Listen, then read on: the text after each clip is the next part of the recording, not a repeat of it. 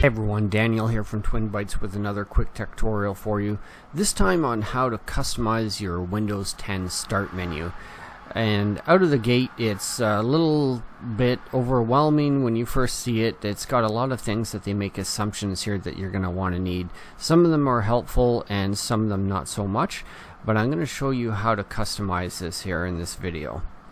The first thing is when you open up the start menu, it's got too many things and most of them you don't even want.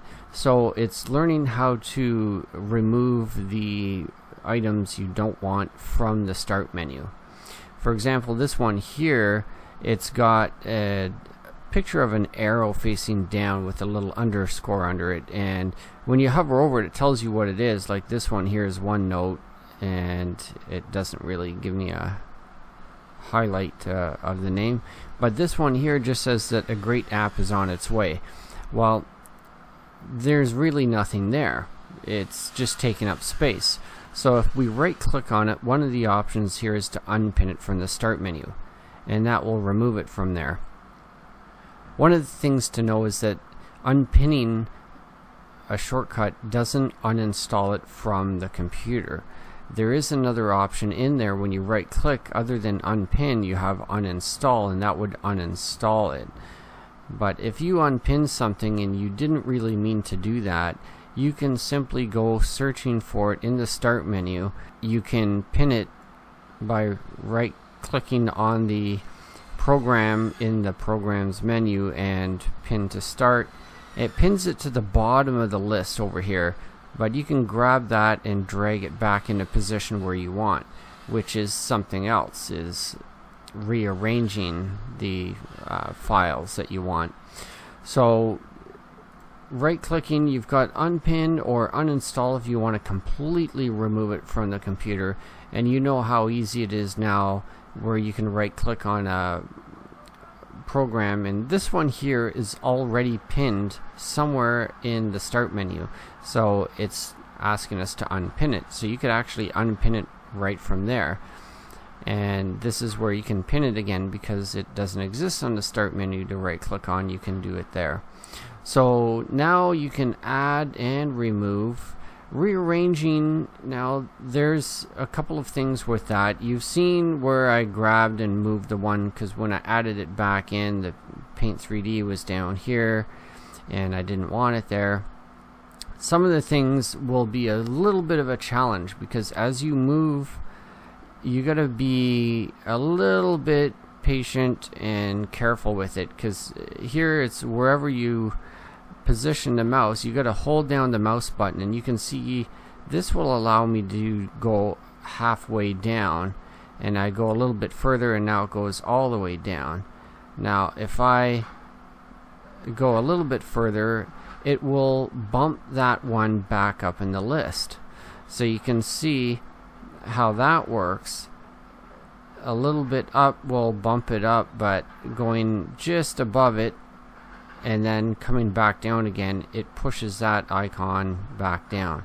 Now if you're having a hard time with that and you want to shift them around, you could always just grab this, move it much further out of the way, move the other one, and then grab that back, and then you got it where you want, except for this one that got in the way.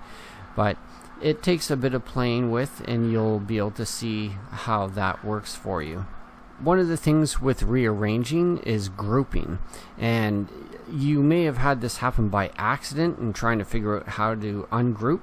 But if I grab this guy, and see, I even have a hard time trying to get it on top because it wants to move it. But if I can get it to be on top like this, and then I let go, it's just grouped them together. So we have a little arrow here and it shows the two underneath. So if I click on this arrow, it collapses that group, and I now have these two together in one group because they're both Microsoft products. So if I wanted to open one of these, I would click on that, it expands the group, and now I can click on the program that I want to launch. So that can condense things well for you. But what if you want to ungroup them? Well, this is the group section here, so I'll grab this and move it out of the group. So that took that one out of the group, but there's still a group here which contains just that one program by itself. So if I want to take that one out of there as well and just have them separate, because it doesn't make sense to have one program in a group by itself, just grab that and drag it outside of the area of where the group was. And when I let go, now they're separate. They're not in a group anymore. One other feature I really like is resizing. So you can already see that some of these are the same square size, but you have some that are rectangular like this. So if I right click on one, I can go to resize, and you have the options of small, medium, wide, and large. This one is set to medium, so you can see what a medium one looks like. If I want to make it small, you can see here that it's taking up 1/4 of the size. So I could actually condense a lot of these down and then drag them the same way as we were previously, and I can fit in, maybe I'll take this one, and maybe you have 4 different web browsers and you want to have the web browsers all together in one group. Then you can have a little group of 4 web browsers here taking up the same amount of space as a single one would that's a medium size. Now the other size, if we move this up here, when you right click, when you go to resize, you see it's got a check mark on what the size currently is. So that one's a medium and this is a small. If we look at this one here, this is wide. So it's good for things like the store and the news feeds, things like that, which here's our news feed here. We'll come back to that in a moment. The weather is also another one.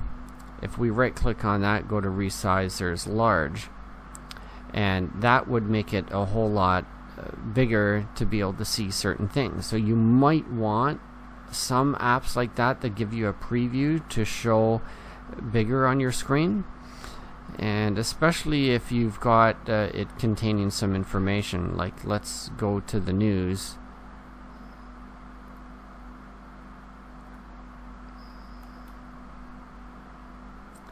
So now the preview that we get on the news is a lot more legible. The settings you can access by right clicking on any icon here. Go to more. Some of them are live tiles, they call them. They're shortcuts, but they call them tiles. You can turn it off so it's not going to keep rotating around showing you a picture slideshow or the weather changing and all that stuff. It's not going to be giving you up-to-date information constantly. It'll just be a static shortcut. There's also the app settings, and there's not a lot you can do in here other than just allowing the permissions for your location, which is helpful for things like the weather and the news, and allowing it to run in the background. You can also change things such as your battery usage in that as well. To modify this, because you can see here that the news feed is actually running right now and it's making assumptions about what we want to see. The weather isn't moving at all, so let's click into the weather and launch this app. Once you launch it for the first time, it's going to ask you a few questions, such as your preferred measurement, if it's in Fahrenheit or Celsius, and if you want it to detect your location, or you could specify where it is. Hit start once you have it, and it gives you your weather for that location.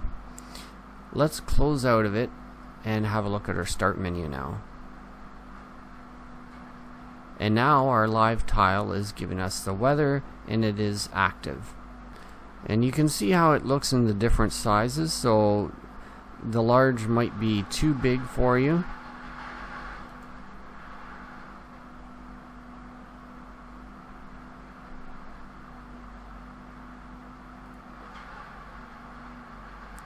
But you might find that the medium is just big enough to actually see what the current weather is, which is very convenient.